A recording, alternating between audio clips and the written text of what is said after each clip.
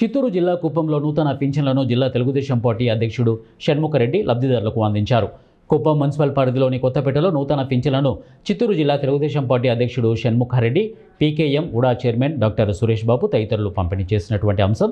ఈ సందర్భంగా వారు మాట్లాడుతూ రాష్ట్ర ముఖ్యమంత్రి చంద్రబాబు నాయుడు దివ్యాంగులు, వృద్ధుల సమస్యలను దృష్టిలో ఉంచుకొని ఒకరోజు ముందుగానే పెన్షన్ పంపిణీ చేయడం జరిగిందని వారు అన్నారు.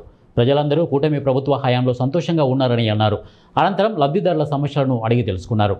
ఈ కార్యక్రమంలో టీడీపీ నాయకులు కాణిపాకం వెంకటేష్, సత్యేంద్ర శేఖర్, కన్నన్ జయమ్మ, అప్పు, సుకుమార్, హర్నాథ్ గౌడ్ తదితరులు పాల్గొన్నారు.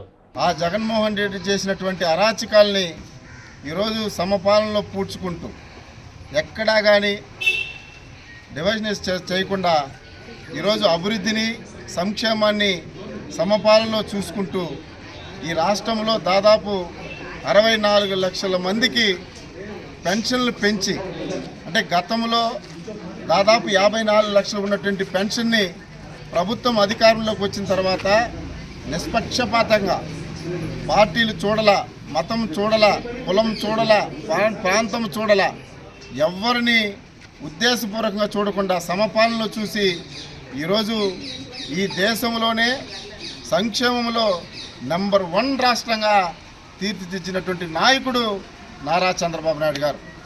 అందులో భాగంగానే ఈరోజు ప్రతిష్టాత్మకంగా కుప్పం నియోజకవర్గంలో 1150 మంది, అంటే 6 సంవత్సరాల ముందు, 5 సంవత్సరాల ముందు మేము వికలాంగులు మహాప్రభు మాకు పెన్షన్ ఇచ్చి ఆదుకోండి, మా కుటుంబం జరపడం కూడా కష్టంగా ఉందని చెప్పి అర్జీలు పెట్టుకున్నా కూడా పక్షపాతకంగా కొంతమందికి పెన్షన్ లేనటువంటి పరిస్థితి ఈ నియోజకవర్గంలో ఉంది.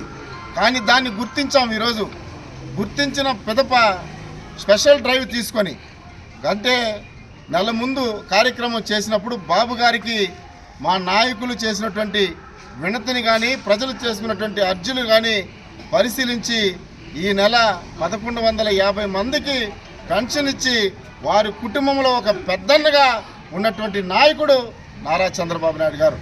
దీన్నంతా మీరు గుర్తించాలా. ఇక్కడ ఒక మహానాయకుడు, యాక్టర్ ఉన్నాడు, ఒక బీసీ బిడ్డని చెప్పుకుంటాడు అతను, అంటే కేఆర్జే భరత్ గారు. స్వార్థ ప్రయోజనాల కోసం, మన ప్రయోజనాల కోసం ఎప్పుడు పాటుపడాలైన, కేవలం పెద్దిరెడ్డి బాగుండాలా, పెద్దిరెడ్డి కుటుంబం బాగుండాలా, పెద్దిరెడ్డి వ్యాపారం బాగుండాలని చెప్పి మాట్లాడినటువంటి వ్యక్తి ఆయన. ఏ రోజు కూడా మన సమస్యలని శాసన మండలిలో కానీ, ప్రజావేదికలో కానీ